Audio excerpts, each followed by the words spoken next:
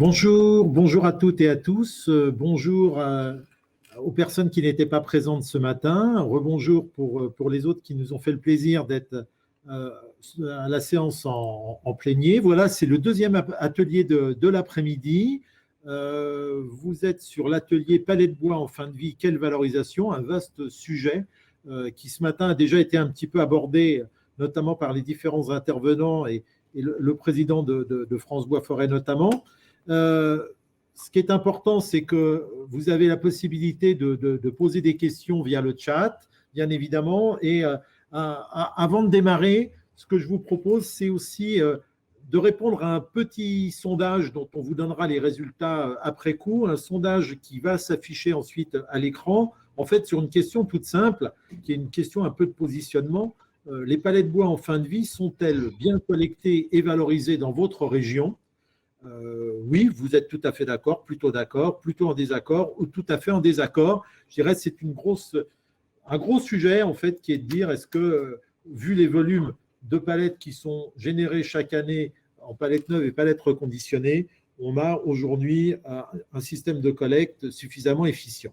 Alors, maintenant, je dirais, avant de débuter et de passer la parole aux différents intervenants qui nous font le plaisir d'être avec nous, je voulais simplement rappeler quelques éléments de contexte par rapport au sujet. En fait, ce qui est important de voir, c'est qu'en France, la palette en fin de vie constitue vraiment le gisement le plus important parmi les déchets d'emballage en bois. Selon les données dont on dispose, on a plus de 140 millions de palettes qui sont injectées annuellement dans la sphère économique, et Gérard de Roubaix, qui va nous rejoindre, va nous parler notamment à travers l'étude Valopal de ces éléments.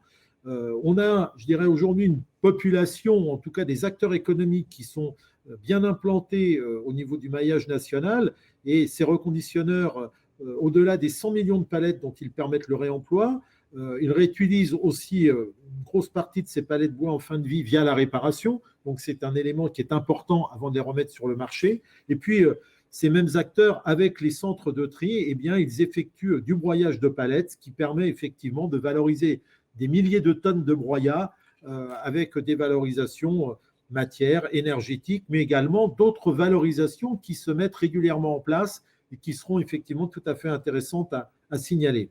Alors, on va chercher, du moins dans cet atelier, à répondre à plusieurs questions. En fait, c'est comment on collecte ce qu'on appelle ces palettes en fin de vie au niveau national, et qu'est-ce que ça peut représenter en volume et en flux.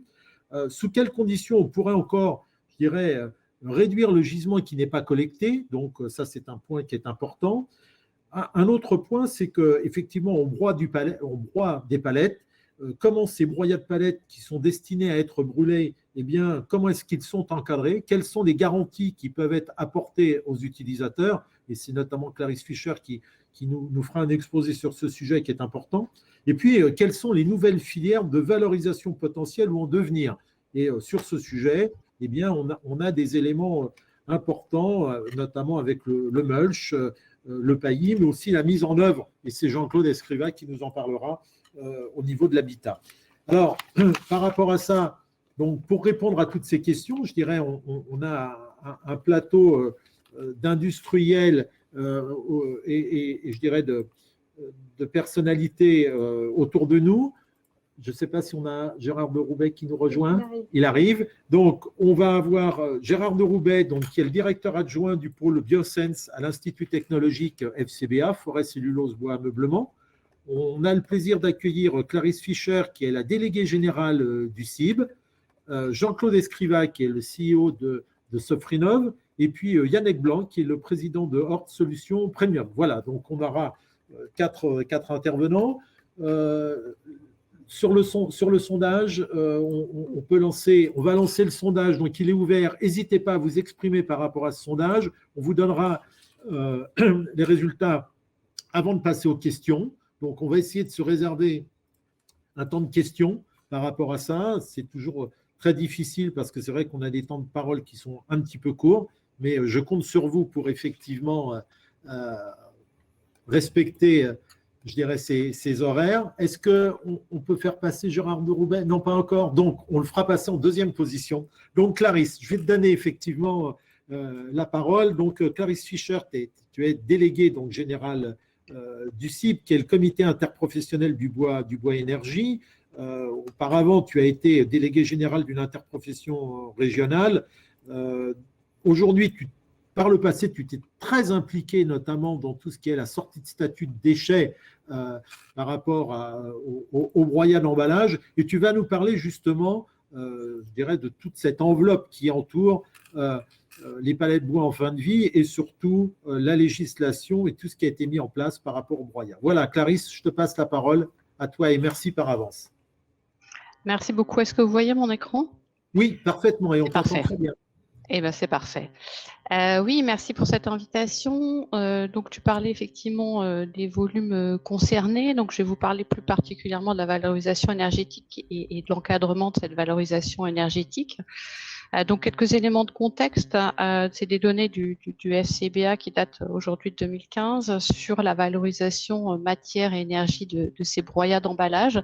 Donc, on parle de 800 000 tonnes de broyats à cette époque de 2015 qui sont triés, calibrés et consommés dans les industries du panneau ou les chaufferies bois.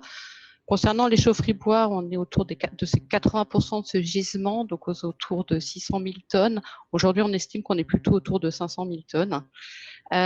Cet approvisionnement concerne à peu près 15 à 20% en moyenne de l'approvisionnement des chaufferies. C'est un bénéfice pour ces installations parce que c'est une matière qui est compétitive. Ça peut apporter aussi une sécurisation de l'approvisionnement. Notamment en étant un stock tampon complémentaire par rapport notamment à la plaquette forestière. Voilà, ça peut être aussi un stock nécessaire en cas de disponibilité, de difficulté de disponibilité de l'un ou l'autre gisement.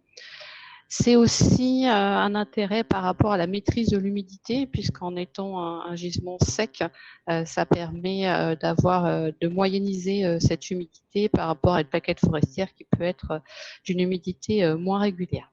Donc, devant tous ces intérêts-là, lors de l'évolution de la réglementation SCPE, donc qui concerne les installations de combustion en 2013, la filière s'est mobilisée parce que cette réglementation imposait la mise en place d'une sortie statut de déchets avant toute valorisation en installation de combustion sous ICPE.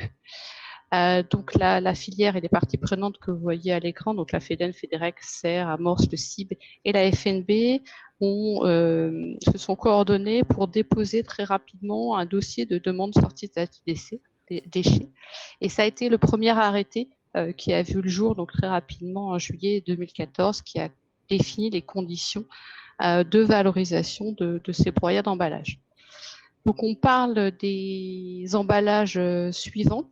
Donc vous voyez les emballages concernés, donc l'emballage, les codes déchets concernant les emballages en bois, mais également d'autres codes déchets qui nécessitent un tri soit positif soit négatif pour pouvoir constituer le gisement qui sera valorisable en installation de combustion.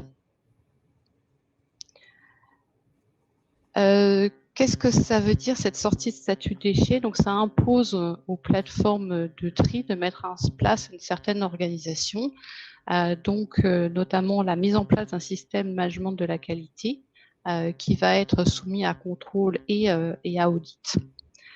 La mise en place de zones de déchargement distinctes.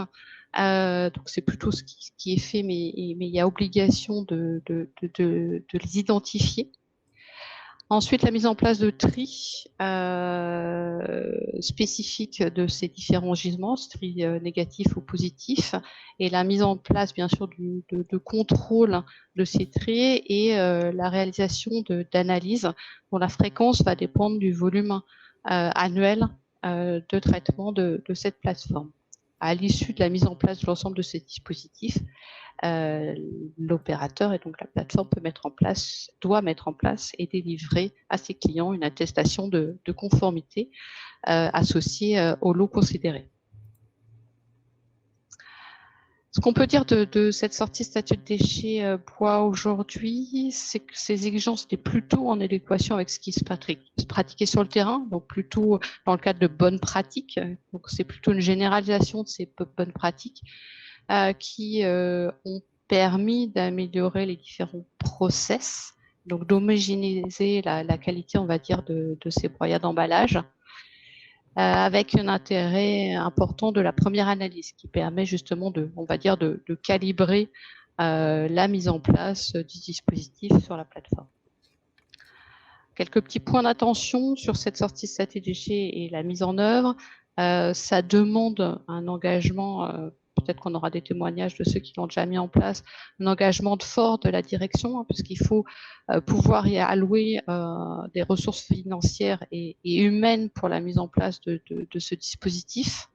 Donc, ne pas hésiter à utiliser les outils qui existent et qui ont été faits par la profession, qui, de retour qu'on a, sont intéressants et efficaces.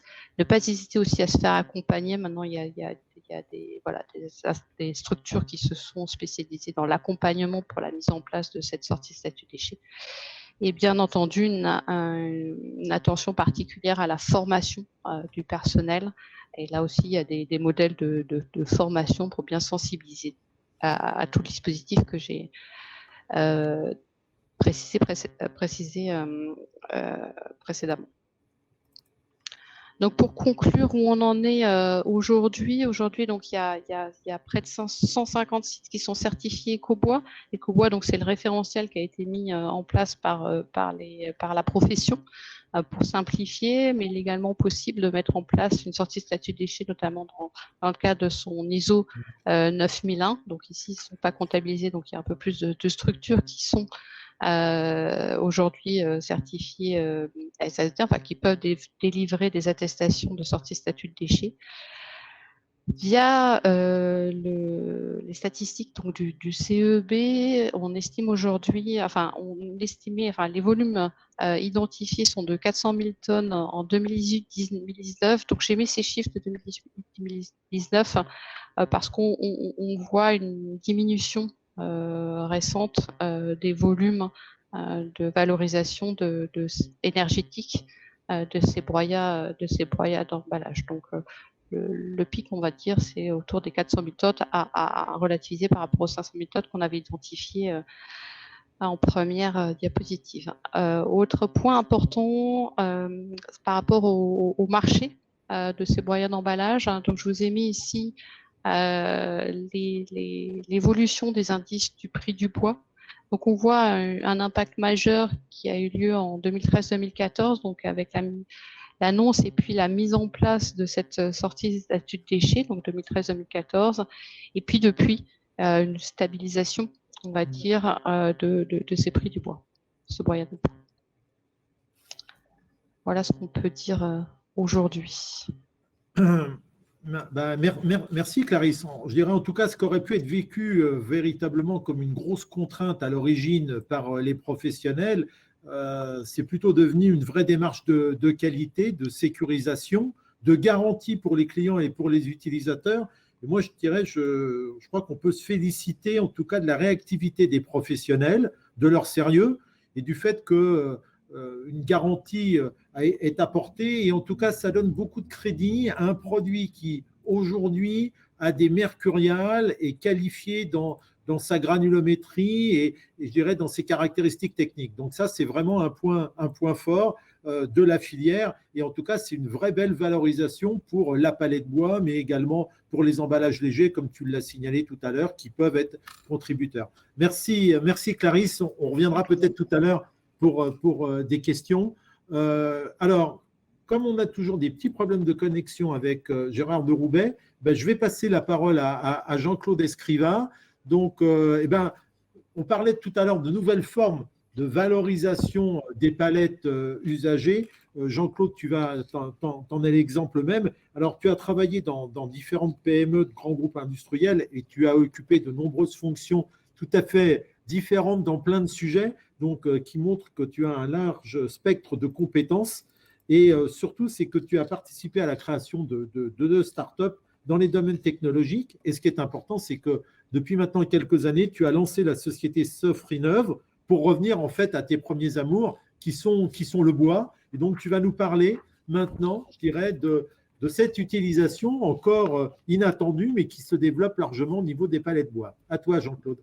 Merci Patrice. On va faire le syndrome effectivement du partage d'écran.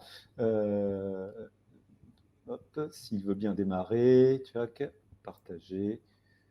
Hop. Ça va. Ça. Non. Voilà. Hop. Est-ce que vous l'avez ce coup-ci? Oui. Bien.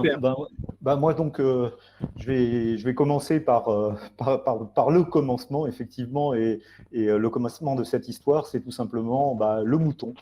Alors, un petit clin d'œil de la part du Toulousain que je suis à Saint-Exupéry, donc s'il te plaît, dessine-moi un mouton. Et effectivement, mon aventure a commencé par une prise de conscience écologique, et cette prise de conscience écologique était surtout en fait une prise de conscience que je pouvais sauver du temps. Sauver du temps, je passais 2h30 à tondre mon jardin, et j'ai trouvé 2 camarades fort sympathiques, Omar et Fred, qui sont venus me remplacer. Donc, en me remplaçant, je me suis dit qu'il leur fallait au minimum un petit abri, et il a fallu commencer à réfléchir. Et en fait, cette réflexion, c'était relativement simple, c'est d'aller chez le marchand de matériaux et de dire, je vais construire. Bon, vu le prix de la construction, je me suis dit, non, on arrête tout, je vais essayer de faire quelque chose d'écologique, donc je vais construire en bois. Rebelote et 10 de der, c'est encore trop cher pour 2 moutons dont la valeur, je dirais, vénale est purement de 50 €. Donc, on ne va pas mettre 15 000 € sur la tête de 50 €. Donc, il faut trouver une autre solution. Et cette solution, en fait, on l'a déployée au travers, effectivement, de l'utilisation de la palette bois. J'aime bien cette deuxième phrase de Saint-Exupéry, qui paraphrase un petit peu de Vinci, qui disait en fait que la simplicité est l'ultime sophistication. Oui, effectivement, parce que notre idée, en fait, c'est de réaliser des constructions écologiques et recyclables et recyclées à partir de palettes en bois. Alors, petite présentation rapide avec quelques visuels. Vous dire qu'on a travaillé en mode start-up, ça veut dire, comme toutes ces entreprises, on a fait du concours. On en a gagné un petit paquet. On a été lauréat de pas mal de choses. Notre grosse fierté, c'est d'être présent dans la Solar Impulse Foundation, donc la fondation de Bertrand Piccard, qui promeut en fait toutes les solutions qui sont bonnes pour la planète. Alors, on rentre dans le vif du sujet. Et construire en palette, ça veut dire quoi? Ça veut dire qu'on n'a pas de ciment, on n'a pas de parpaing, mais on a des palettes, et on a également cette pièce silicate qu'on va vous présenter un petit peu plus tard. C'est de la construction bois, donc c'est de la construction rapide, c'est de la construction propre, sans eau. Et après, toute l'idée en fait de ce système constructif, c'était de le rendre accessible au plus grand nombre. Et pour ce faire, c'était vraiment de chercher la simplicité dans tous ces états. Alors, la simplicité dans tous ces états, c'est simplifier ne serait-ce que le mode de fabrication.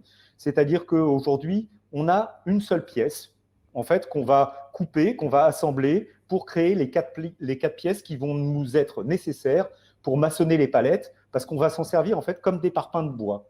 Alors, on pourrait partir avec de la palette neuve, je dirais pourquoi pas, ça nous est arrivé dans quelques constructions, mais notre idée, c'est quand même aussi de recycler des palettes en fin de vie, donc de trouver effectivement des palettes qui sont encore solides et rigides, qui n'ont pas trop mal vécu leur vie de palette, et de leur offrir effectivement une vie de tranquillité dans un mur. Donc, ces murs, aujourd'hui, on est principalement sur des bâtiments qui sont de plein pied, mais on a la capacité, au travers de nouveaux dispositifs, de monter, pourquoi pas, jusqu'à du R+5. Alors, on a segmenté notre marché en fait en trois parties. En fait, une partie qui était la partie de démarrage autour des abris d'urgence, puis autour tout simplement de l'habitat léger de loisirs, pour finir aujourd'hui sur le système constructif en lui-même, c'est-à-dire qu'au départ, nous vendions effectivement des systèmes complètement assemblés et finis, clés en main. Aujourd'hui, on se limite effectivement à la fourniture de pièces. Nous avons bien entendu déposé un brevet. Ce brevet, en fait, c'est un brevet international. Donc, il couvre une grosse partie de l'univers de notre petite planète, principalement en fait des marchés qu'on a essayé de cibler en développement, en excluant en fait tous les gens qui étaient déjà à forte appétence bois. Donc, l'idée, c'est effectivement de cibler l'Afrique, qui a un potentiel de développement très très important, mais également en fait l'Europe, pour lequel en fait l'appétence du bois est de plus en plus avérée. Aujourd'hui, donc, on a plus de 100 constructions qui tiennent la route depuis bientôt 8 ans. Et donc, nous continuons à nous développer tranquillement au niveau du chiffre d'affaires. Quelques chantiers représentatifs pour vous parler de notre projet. Sur la gauche, vous avez en fait le plus gros bâtiment qu'on a pu réaliser, qui est un bâtiment qui fait 330 mètres carrés. Bâtiment qui a été réalisé en 12 jours par 2 personnes. Donc, ça veut dire manipuler 40 tonnes de bois à 2, sans engin de levage. Donc, ça veut dire aussi une simplicité de mise en œuvre, hein, comme j'ai pu vous le dire, pour pouvoir réaliser ce produit. Alors, la petite astuce sur les 12 jours, c'est qu'on n'avait pas de problématique d'étanchéité de toiture, vu qu'on a créé en fait un hangar dans un hangar. La deuxième illustration que vous voyez au centre, en fait, a été le remplacement en fait, de tentes Trigano dans un camping, en fait, qui est un centre de vacances de la Ligue de l'enseignement, où, en fait, pour avoir un accueil beaucoup plus large en termes de durabilité, c'est-à-dire de ne pas se contenter de faire de l'accueil entre le mois de mars et le mois d'octobre, on a transformé en fait ces tentes, du moins on les a démontées, on les a remplacées par des chalets en bois. Une épreuve, parce que ça s'est passé au mois d'avril, on a eu de la neige, on a eu de la grêle et des intempéries monumentales. Une épreuve résolue en fait en 19 jours par une équipe de 8 personnes. Le troisième sujet, en fait, est un sujet que nous avons traité à Revel, un dortoir 16 couchages, qui possède en fait une originalité, c'est qu'on a testé sur ce projet-là une isolation en balle de riz qui nous permet en fait d'avoir un cocon complet et d'avoir zéro déperdition thermique, zéro pont thermique en fait sur ce projet. Après, Sofrinov, c'était aussi en fait un engagement RSE. Donc aujourd'hui, nos pièces sont majoritairement fabriquées soit par des ateliers adaptés, soit par des prisonniers qui sont en fin de peine. Ensuite, au niveau de nos chantiers, on fait appel à des chantiers d'insertion, donc des gens qui sont en train d'acquérir la nationalité française. Et bien entendu, on est là pour privilégier les circuits courts, c'est-à-dire que pour un projet qui se passera en Alsace, on ne va pas envoyer de la palette de Toulouse, ça serait contre-productif et puis ça serait complètement à l'encontre des principes qu'on veut développer. Donc, on se fournit toujours à proximité, en fait, sur des systèmes, effectivement, des recycleurs qu'on va trouver à proximité. Voilà pour cette petite présentation rapide que je souhaite compléter par un petit film pour vous illustrer mon propos. Petit film que je vais essayer de vous passer immédiatement. Hop. Voilà, je reprends la main et je vais vous partager une vidéo.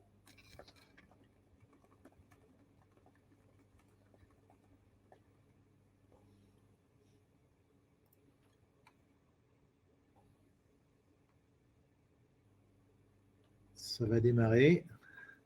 Voilà. Super. Ça marche.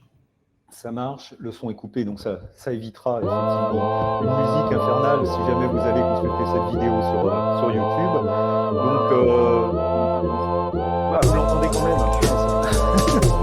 Pourtant, j'ai coupé le son chez moi, donc désolé. Petite vidéo pour illustrer le propos, effectivement.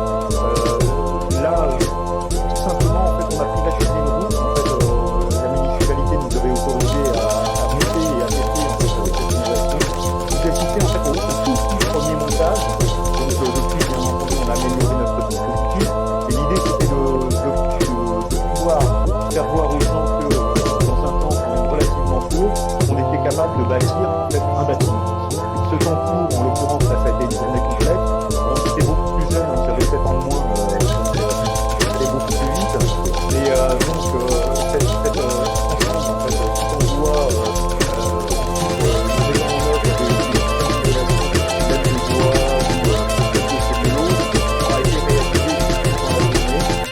ce que le film ne montre pas, c'est tout simplement la fin du travail.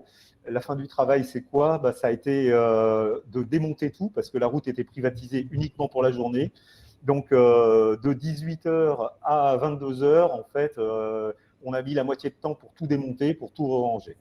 Voilà pour la petite histoire que je souhaitais vous raconter, qui est plus qu'une histoire aujourd'hui parce qu'avec une centaine de bâtiments, on commence à nous écouter.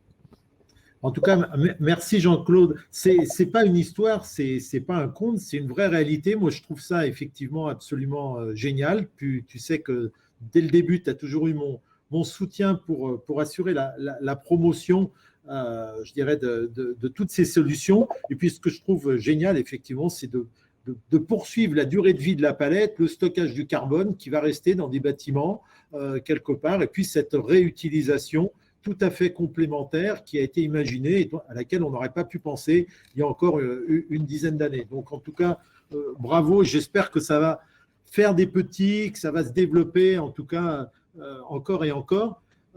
Maintenant, moi, je vais passer la parole à Yannick Blanc qui va nous parler d'une utilisation aussi tout à fait intéressante, un petit peu plus ancienne, mais ô combien intéressante.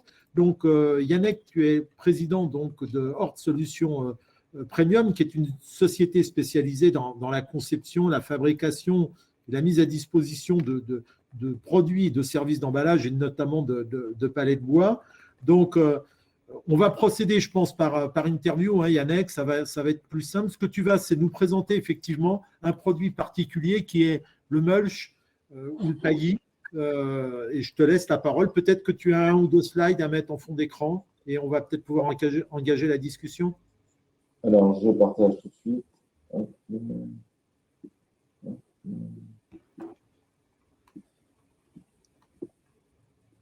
Super. J'ai bien écouté, j'ai masqué. Est-ce que vous voyez mon écran? Oui, peut-être qu'il faut. Oui, en grand, voilà. Très bien. Super. La parole est à toi. Alors, je vais utiliser la transition quand même et remercier Jean-Claude de dire que quand il construit les bâtiments en glace, il ne va pas chercher ses palettes ailleurs, parce qu'on est très fiers d'avoir monté un chalet Sofredoc chez nous, et ça nous a fait un bureau sain et extrêmement confortable. C'était la parenthèse.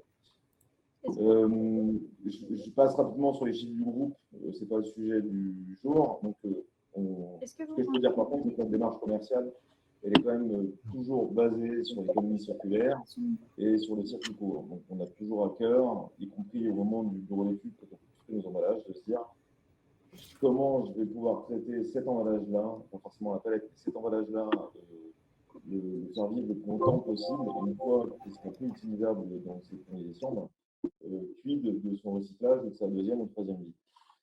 Donc, on est parti d'un centre de reconditionnement qu'on a en Alsace. On a implanté nord de la France, région parisienne et Grand Est, et on a un gros centre de reconditionnement de palettes à la Somme, région 67. Et l'idée, c'était de se dire, une fois qu'on a fini de réparer la palette, qu'est-ce qu'on va faire des déchets? Ok, par contre, je ne sais pas si on va pouvoir le traiter. Oui. Et ensuite, permettre d'optimiser. Alors, excusez-moi, j'ai de l'écho, je ne sais pas ce qui se passe. Donc, rapidement, voilà, on a fait l'acquisition il y a 2 ans d'un broyeur qui nous permet, il est un peu particulier ce broyeur, parce qu'il nous permet d'extraire le métal du produit noble, et donc ça nous permet de créer 2 typologies de mulch, un mulch couvre-sol et un mulch hors de jeu. Donc des produits qui sont constants et sains. Alors constants parce qu'il y a toujours la même granulométrie. C'est toujours d'essence de bois identique, plus résineux, qui est sec, qui vient de palettes qui ont déjà vécu de nombreuses années. Et puis le process de trituration nous permet d'être conforme à 2 normes importantes pour nous, les normes EN 1176 et 1177. Yannick,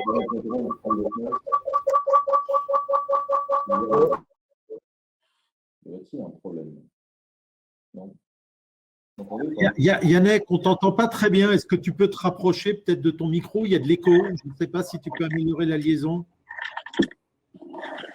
Je ne peux pas tout près. Ça va mieux? Le son n'est pas très bon, mais on te laisse poursuivre. Si tu veux reprendre ton intervention. Donc, j'y retourne. Donc, on fabrique 2 natures de produits. Donc, je disais tout à l'heure le couvre-sol et l'air de jeu. Donc, des produits avec une granulométrie. Donc, l'air de jeu, c'est important. Des produits avec lesquels on ne peut pas se blesser. C'est-à-dire que les gamins peuvent mettre des doigts dedans, ils ne vont pas prendre des fils, des charmes, et il n'y aura pas de matériaux autres que du bois. Donc, ça, c'est les développements actuels. Je vous passe les certificats, ça a que peu d'importance aujourd'hui. À peu près 70% de nos clients qui sont des particuliers, on travaille aussi beaucoup avec les mairies, les sociétés de nettoyage et d'aménagement d'espaces verts, et beaucoup avec les centres équestres aussi. On fait du paillage pour les manèges. Ok. Alors, oui. Non, je veux dire, tu as bien décrit effectivement un peu la gamme de produits. Aujourd'hui, une question qu'on pourrait se poser, c'est quels sont réellement les avantages supplémentaires que peut apporter le broyat, le mulch par rapport à d'autres couvrants comme les écorces ou la paille ou des choses de ce type-là? Est-ce que c'est je dirais des avantages différenciateurs par rapport au maintien de l'humidité, par rapport au côté esthétique? Qu'est-ce qui est plus mis en avant par rapport à ça? Bon, je vais vous faire l'article de ce à quoi sert le mulch de manière générale. Le mulch de palette, il va avoir deux avantages que j'aimerais mettre en évidence. Le premier, encore une fois, c'est notre process de trituration qui fait qu'on va, entre guillemets, filtrer le produit, on va le rendre très fin et calibré, sûr. Et ensuite, il y a un caractère esthétique non négligeable, c'est que comme on est sur un monotype d'entrant, on va toujours avoir la même teinte et le même calibre. D'accord. Donc, en fait, ce qui est important, c'est effectivement ce côté propreté du produit, côté esthétique. Et en termes, juste une question aussi complémentaire, mais en termes de durée de vie d'un produit, alors tu vas me dire que c'est peut-être en fonction de l'usage de sa destination, mais c'est un produit dont la durée de vie est quand même un peu importante? Ça dépend de l'utilisation. Non, en moyenne, on considère que pour du couvre-sol, on va tenir 2 ans. Et qu'au bout de 2 ans, il va falloir recharger. Alors, l'avantage qu'il a aussi, c'est comme il vient de la trituration de palettes et que les palettes ont vécu longtemps, elles sont intrinsèquement sèches. Oui. Ou alors, elles ont été conformes à la grande exportation. Donc, du coup, elles ont été traitées. Alors, je rappelle que le traitement INP15, c'est uniquement le traitement par séchage. Donc, du coup, on va travailler un matériau qui est sec. Et le fait d'en écouler, d'en déduire un mulch qui est sec, on est à moins de 20% d'unité, je crois que de mémoire on est à 15 en moyenne, ça permet aussi une meilleure durée de vie. D'accord. Ok. Très bien. Et aujourd'hui, comment est-ce que tu qualifierais la demande au fil du temps? Est-ce que c'est une demande qui est constante? Est-ce qu'il y a une certaine appétence compte tenu de la sensibilité environnementale de clients et d'utilisateurs? Est-ce que tu sens qu'il y a un développement ou est-ce qu'il y a besoin encore de prospecter certaines cibles? Alors, il y a naturellement un développement. Aujourd'hui, on est quand même beaucoup plus sensible. Comme nous tous, on est quand même beaucoup plus sensibles à l'écologie, à notre impact. Donc, forcément, il y a une demande qui est croissante. Et puis, je pense aussi, on travaille, je vous mets un slide, vous n'allez pas tout de suite voir le lien, mais je mets le développement en cours. En fait, on est quand même contraint. L'ART 2020 va faire que le monde de la construction, demain, l'année prochaine, va s'orienter de plus en plus vers le bois. Donc, on va avoir un gâteau qui n'a pas changé de taille, mais on va être de plus en plus nombreux à manger dessus. Donc, de toute façon, on a une espèce d'obligation de se poser la question de savoir comment optimiser et comment réutiliser nos déchets. Parce qu'on n'aura pas le choix que de toute façon les valoriser. Donc, aujourd'hui, on fait du mulch qui sert principalement, alors disons, nous, de manière assez nombriliste chez Hort, on fait du mulch soit pour le verre de jeu, soit pour du couvre-sol, mais aussi on est en développement sur d'autres dossiers, notamment deux, alors il y en a plus que deux, et notamment deux prépondérants. Le terreau, puisque les entreprises qui fabriquent du terreau s'orientent aussi sur du terreau bois, parce qu'il semble-t-il, le bois a des caractéristiques intéressantes pour l'enrichissement des sols. Et la construction, et là on est en partenariat avec une entreprise qui est dans l'Est de la France pour essayer de développer et commercialiser du béton bois à base de mulch. D'accord. Ah, écoute, c'est intéressant et ça fait vraiment la jonction avec ce qui a été dit ce matin. Je dirais les politiques l'ont dit, la filière bois a aussi besoin d'innover et de continuer à se développer, de trouver des solutions intéressantes, que ce soit pour les palettes neuves, reconditionnées ou en fin de vie. Et je pense qu'en tout cas, par rapport à ton action, tu donnes des exemples tout à fait significatifs et intéressants. Alors, je dirais, on va accueillir maintenant notre dernier participant qui devait être le premier. Donc, on est heureux de retrouver avec nous Gérard de Roubaix. J'espère que la liaison est bonne. Ce que tu devais nous présenter au début comme un mot, Et comme panorama général, ça sera un peu une guise de conclusion. Gérard, je rappellerai que tu es le directeur adjoint du pôle Biosense à l'Institut technologique FCBA, qu'aujourd'hui, donc, tu animes l'équipe environnement, économie, bioressources. Tes domaines de compétences, c'est essentiellement, bien sûr, en priorité, tout ce qui touche l'environnement, l'économie circulaire d'une façon générale. Et dans ce cadre-là, tu as travaillé à la demande du CIPAL sur une étude très importante, Valopal. Donc, tu vas essayer de nous représenter, je dirais un peu synthétiquement, quelques éléments pour nous montrer justement l'étendue, je dirais, de ce gisement de palettes en fin de vie et de l'utilisation. Donc, Gérard, on te laisse la parole. Oui. Super, ça marche. Oui, merci. Écoutez, oui, je suis désolé de toutes ces difficultés-là. On a eu un gros problème de connexion, pas du tout attendu, puisque les tests étaient bons il y a 2 jours simplement. Voilà, donc effectivement, palette bois en fin de vie, quelle valorisation je vais aller du coup rapidement sur le… J'arrive à passer les slides. Alors, voilà. Donc, vous dire d'abord ce que c'est que la palette en fin de vie, évoquer les acteurs de la gestion des palettes en fin de vie, vous donner les chiffres du réemploi, du recyclage, je dirais même du gisement, du réemploi, du recyclage et de la valorisation. Faire un très rapide zoom sur les recommandations pour l'amélioration de cette gestion, de cette collecte et de cette valorisation des palettes en fin de vie. Et enfin, vous dire ce qu'on a entrevu sur les nouvelles perspectives de recyclage et de valorisation. Alors, très rapidement d'introduction, donc Patrice le disait, c'est une étude importante qui a été, je dirais, quelque part demandée par la commission palette de la FNB, que nous avons réalisé avec cette commission, qui a été cofinancée par l'ADEME, France Bois Forêt et le ministère de l'Agriculture via FCBA, coordonnée techniquement par un collègue de l'ADEME et donc Patrice Chanrion, à l'époque manager du pôle professionnel palette et pale France de la FNB, avec un comité de pilotage que vous voyez ici et qui a regroupé donc les financeurs et les principaux intéressés. Alors, la palette bois en fin de vie, qu'est-ce que c'est? Eh bien, la définition sur laquelle nous sommes accordés, c'est que c'était une palette usagée, libérée de sa charge, bien sûr, qui soit présente trop de dégradation pour être économiquement réparable et réparée, soit étant éventuellement en bon état ou potentiellement réparable, mais qui, compte tenu de ses caractéristiques et de sa présentation, ne convient plus aux exigences ni aux besoins du marché. On va voir que cette définition de la palette bois en fin de vie, elle est importante parce que la perception peut en être différente selon les acteurs. Donc, très concrètement, la palette perdue, elle va devenir déchet chez le client de l'entreprise, a priori, qui l'a mise en service, qui peut être un industriel ou un distributeur, qui lui va s'en défaire, soit auprès d'un gestionnaire de déchets, soit auprès d'un reconditionneur.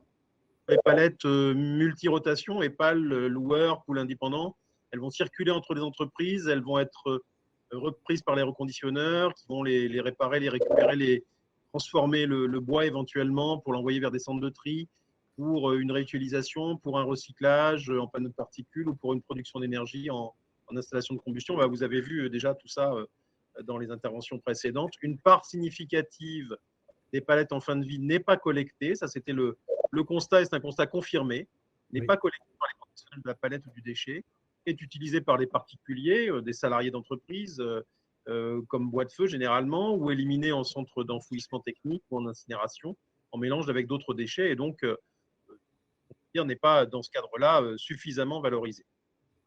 Alors, les acteurs de la gestion des palettes en fin de vie, on les a classés en 3 groupes. Un premier groupe de détenteurs producteurs de déchets, quelque part, attention, on ne parle pas des producteurs de palettes, mais bien des producteurs du déchet, des producteurs de palettes en fin de vie.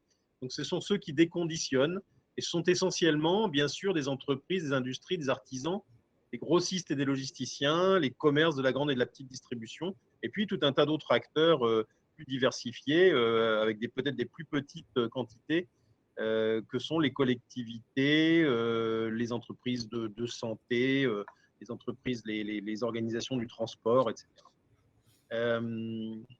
Deuxième groupe, les collecteurs et gestionnaires de palettes bois en fin de vie. PBFV, vous l'avez compris, palettes bois en fin de vie. Ceux qui prennent en charge les palettes en fin de vie, les préparent pour un usage futur différent. Donc, les loueurs, les gestionnaires de parcs de palettes vont bien sûr jouer un rôle important, mais ceux sur lesquels nous avons focalisé notre attention dans le cadre de cette étude, c'était les reconditionneurs de palettes, comme grands acteurs de de la gestion des palettes en fin de vie, et les gestionnaires de déchets, les centres de tri et de préparation, sachant qu'évidemment, en intermédiaire, nous avons aussi les déchetteries de collectivités, les déchetteries professionnelles, qui sont simplement des collecteurs. Troisième groupe, les utilisateurs de bois issus de palettes de bois en fin de vie, donc les industries du panneau qui l'utilisent comme matière première de recyclage, et les énergéticiens. Je pense que Clarisse a suffisamment développé cet aspect-là, j'imagine. Voilà, et puis quelques utilisateurs plus modestes en volume que peuvent être les maraîchers, les horticulteurs, etc., voire même des stations d'épuration pour le traitement des boues. Voilà. Alors, les chiffres du gisement, du réemploi, du recyclage, de la valorisation. Cette enquête, elle a porté sur 2019. Vous voyez que c'est une enquête en nombre, puisqu'il y a eu 1400 réponses, dont une grande partie de producteurs détenteurs, donc ceux qui sont à l'origine de la génération de ces déchets. Voilà, elle a porté sur le gisement, la collecte, le devenir des palettes, et puis on a fait ensuite avec le cabinet d'enquête qui a réalisé cette enquête, on a fait des extrapolations à l'échelle nationale, et donc on arrive sur un chiffre de l'ordre de 68 millions de palettes de bois en fin de vie, dont le tableau que vous verrez là, vous voyez là, donne la répartition parmi les secteurs, et puis une génération donc également assez modeste par les loueurs et puis par les collectivités. Donc on arrive à ce total de 68,2 millions de palettes de bois en fin de vie.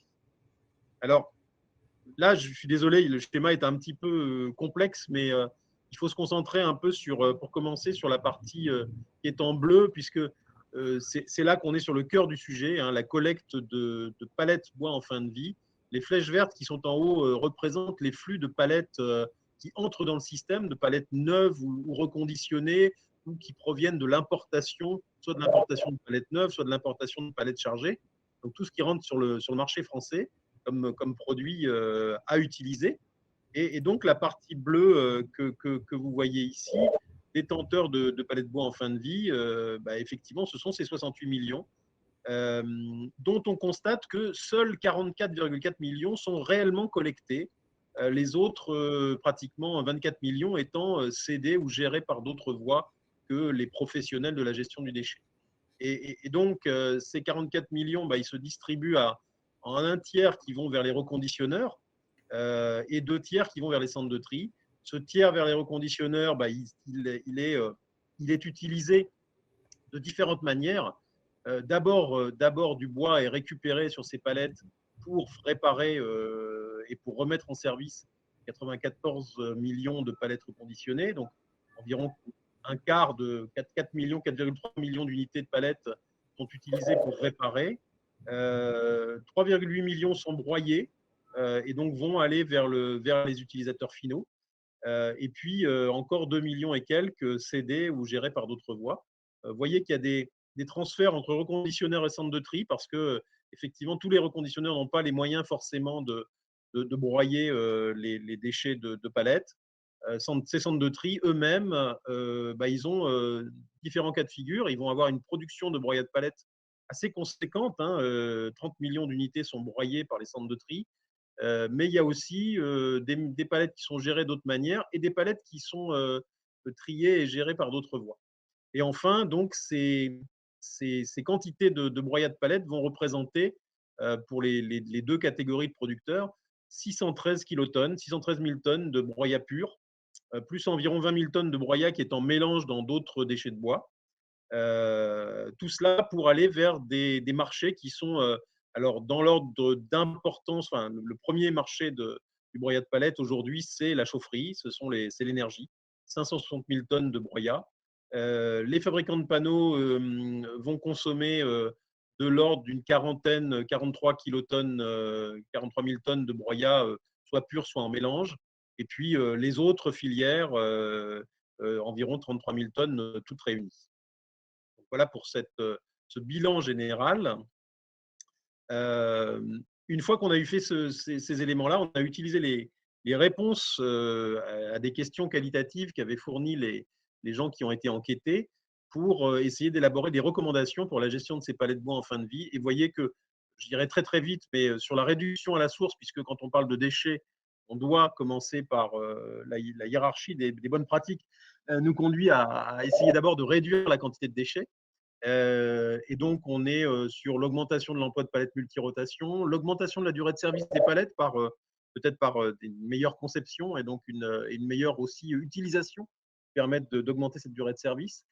Une amélioration de la collecte. Alors là, il nous semble qu'il y a vraiment un effort à faire en matière de communication vers les détenteurs de palettes qui vont être à l'origine de la production de ces déchets sur des bonnes pratiques et possibilités de reprise, parce qu'il semblerait effectivement qu'à l'échelle de certains territoires, il n'y ait pas assez d'informations disponibles. En tout cas, c'est ce que nous reporte l'enquête. Développer les systèmes de collecte adaptés aux petits détenteurs, parce que très souvent, ils se trouvent un peu sans solution quand ils n'ont qu'un nombre très réduit de palettes par mois à éliminer. Et puis, améliorer la valorisation. Alors là, il y a des efforts manifestes attendus, en tout cas, sur la qualité du broyat de palettes, ses caractéristiques physiques. Et puis, la réduction des coûts du tri et de préparation de broyat, puisqu'on voit bien qu'on a bien vu qu'il y avait un problème économique sur le coût de cette préparation du broyat, sur du tri et du préparation du broyat. Donc voilà, les perspectives, c'est un développement de l'offre, un potentiel de croissance qui est inévitable sur le secteur de l'énergie, parce qu'il y a une politique publique très forte de développement de l'énergie biomasse, et puis un besoin probablement de diversification aussi des marchés du broyat de palettes. Excusez-moi. Les nouvelles perspectives de recyclage, pour finir, et de valorisation. Vous l'avez évoqué tout à l'heure, mulch, paillage, sol. On sent qu'il y a un ensemble d'utilisations qui pourraient être augmentées, là, pour être structurées peut-être un peu plus et encore augmentées. On a noté que les litières animales, c'est un gros marché aux États-Unis, un marché significatif, disons. Le structurant pour compost, c'est 30 000 tonnes en Italie. Bien sûr, le bois moulé, les dés en bois moulé. Là, je pense que vous avez pu l'évoquer par ailleurs, mais nous avions à l'époque noté 2 projets en France avec un potentiel d'augmentation du marché de consommation de déchets de bois de 140 000 tonnes. À signaler quand même qu'aux États-Unis encore, 600 000 palettes sont produites chaque année, palettes en bois moulé.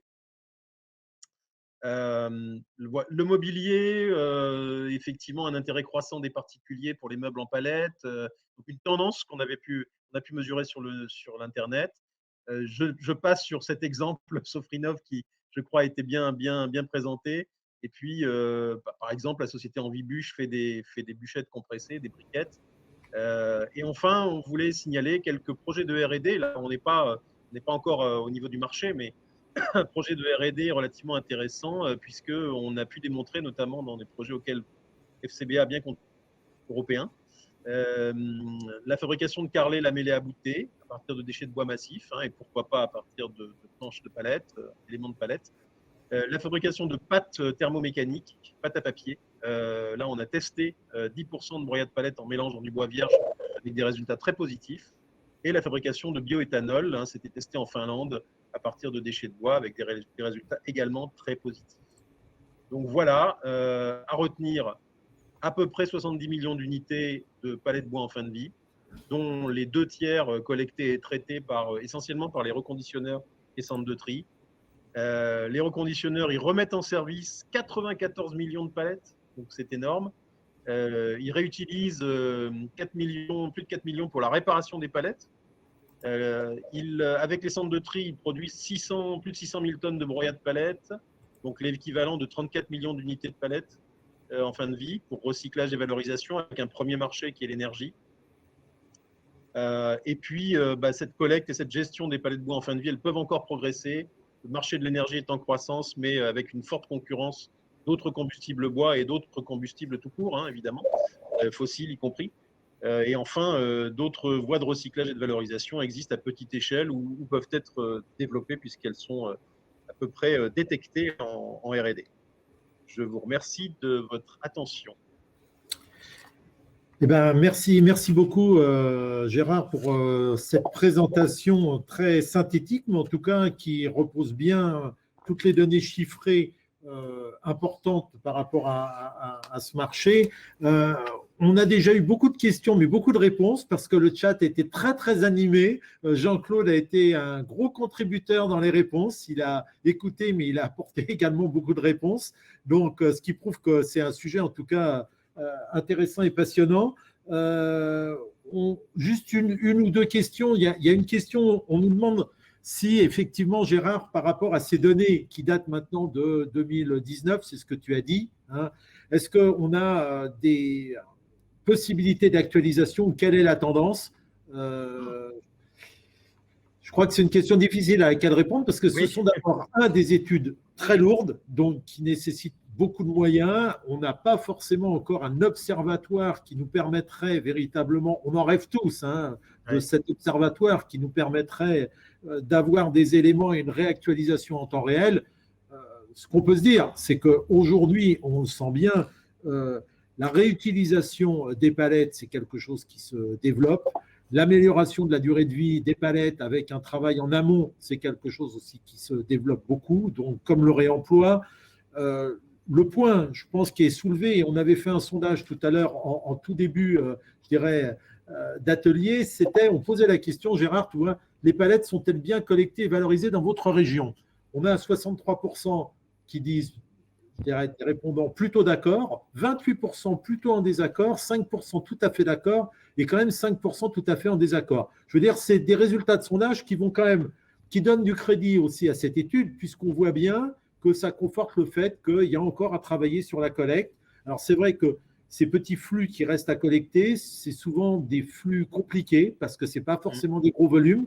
Donc je pense que les gestionnaires de flux ils travaillent, ils réfléchissent, les reconditionneurs aussi. Je pense que ça peut être des actions au niveau territorial. Je ne sais pas si tu as quelque chose à ajouter par rapport à ça. Non. Enfin, on avait tenté de mener des choses au niveau territorial dans le cadre de cette étude, hein, en parallèle de cette étude. Et ma foi, bon, c'était un peu compliqué, manifestement. Il n'y avait pas un intérêt très, très fort, notamment des… on avait du mal à mobiliser, par exemple, les syndicats intercommunaux chargés de la gestion des déchets, y compris les déchets des entreprises dans les comment dire, territoires. Voilà, même si certains notaient qu'il y avait un potentiel et parfois même une volonté de peut-être d'établir des espèces de circuits courts, hein, sans avoir forcément systématiquement appelé par les grands opérateurs de la gestion des déchets. Voilà, mais je n'ai pas plus d'informations depuis l'année 2020 où on avait effectivement eu ces échanges avec quelques opérateurs régionaux. Très bien. Est-ce que Clarisse, Jean-Claude, Yannick, vous voulez apporter, il nous reste 3 minutes parce qu'après, on a la conclusion de Jacques Dussert, donc, qui est le président de la Fédération nationale du bois. Oui, Yannick. Je vais juste compléter, M. Deroubaix, sur un de vos derniers slides, vous parlez des palettes moulées. Alors, j'en ai pas parlé, mais c'est un de nos axes de développement aussi pour l'année prochaine, puisqu'on a la chance de pouvoir maintenant avoir des cols propres, sans formaldéhyde en tout cas. Et je crois que c'est un vrai axe de développement futur en lequel moi, personnellement, je crois énormément. Oui, je pense que la palette moulée, effectivement, a sa place. Elle peut apporter, effectivement, je dirais notamment par rapport à son système de palette emboîtable, hein, je dirais un gain de place et en tout cas une facilité d'usage qui est tout à fait intéressante. Jean-Claude, un dernier mot. Alors, le dernier mot, c'est pour dire que, en fait, avec la palette, on est sur un produit super intéressant, en fait, qui reste encore très, très méconnu du grand public, mais qui a des capacités monumentales. Et c'est vrai que c'est notre rôle à chacun, effectivement, d'en assurer la promotion. Moi, la mienne est un petit peu détournée de son utilisation originale, mais c'est un super produit et il faut le faire connaître, quoi. Super. Clarisse, quelque chose à ajouter? Oui, par rapport aux questions, juste, on n'a pas le temps de développer, mais bien montrer la complémentarité des usages qu'on voit là entre l'énergie et la valorisation matière. C'est des cahiers des charges qui sont différents, c'est des valorisations économiques différentes, donc voilà, ça ne s'oppose pas. Et on le voit bien dans les études de FCPA qu'il y a une certaine complémentarité et qu'il faut bien jouer sur l'ensemble des tableaux pour valoriser au mieux cette matière bois. Oui, je crois que c'est important ce que tu dis, c'est qu'il ne faut pas opposer un usage ou une valorisation par rapport à une autre. Aujourd'hui, ce dont on a besoin, c'est effectivement plutôt de les développer, de les positionner. Et ça, c'est important parce que c'est aussi le vecteur de l'innovation et l'image qu'on va donner effectivement du produit de la palette bois par rapport à d'autres matériaux aussi. Donc, voilà. Oui, vas-y. Non, juste pour dire que notre objectif commun, c'est d'éviter l'enfouissement ou l'exportation. Et c'est bien ça qui nous motive collectivement. Tout à fait. Tout à fait, on est d'accord. En tout cas, merci à tous pour ces échanges fructueux. Moi, j'étais ravi d'animer cet atelier. Encore une fois, les présentations, le replay de cet atelier, tout ça, ça sera disponible dès la semaine prochaine. Vous recevrez, notamment, je m'adresse là aux auditeurs, un mail complet. Je vous invite maintenant, à présent, pour ceux qui le souhaitent, donc bien sûr, à nous retrouver sur le lien principal qui va être mis dans le chat, je crois. Il y a déjà, pour écouter les conclusions de la journée par Jacques Dussert, qui est le président de la Fédération nationale du bois. Eh bien, merci encore et je vous souhaite une bonne fin d'après-midi et puis un très bon week-end et à très bientôt. Merci à tous. Merci, au revoir. Merci, au revoir. Merci, au revoir. Au revoir.